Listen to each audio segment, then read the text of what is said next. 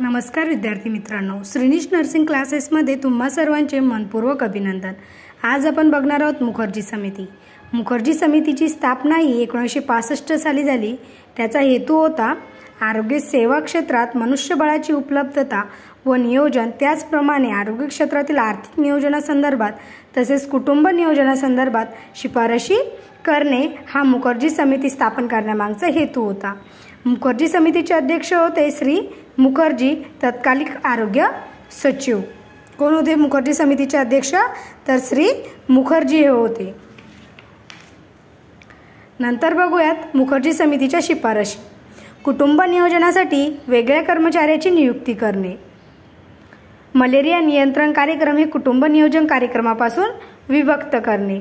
म्हणजे कुटुंब नियोजन हा जो कार्यक्रम आहे त्यासाठी वेगवेगळ्या कर्मचाऱ्याची नियुक्ती करावी आणि मलेरिया नियंत्रण हा कार्यक्रम आहे तो कुटुंब नियोजन कार्यक्रमापासून विभक्त करणे। दोन्ही कार्यक्रम हे वेगवेगळे आहेत। एक मलेरिया नियंत्रण कार्यक्रम आहे जो आजार रोखतो, तर एक कुटुंब नियोजन कार्यक्रम आहे। प्राथमिक आरोग्य केंद्रापासून ते राज्यसेवेपर्यंतच्या सर्व स्तरावरील प्रशासकीय सेवेचे बळकटीकरण करणे ही सुद्धा मुखर्जी समिती यामध्ये शिफारस होती। कुटुंब नियोजनाव्यतिरिक्त इतर सर्व कामांमध्ये मूळ कर्मचाऱ्यांना समाविष्ट करणे। कुटुंब नियोजन या कामाव्यतिरिक्त, या कार्यक्रमाव्यतिरिक्त इतर सर्व कामांमध्ये जे मूळ कर्मचारी आहेत त्यांना समाविष्ट करून घेणे, फक्त कुटुंब नियोजनासाठी वेगळ्या कर्मचाऱ्याची नियुक्ती करणे, असे मुखर्जी समिती यामध्ये शिफारस केलेली होती।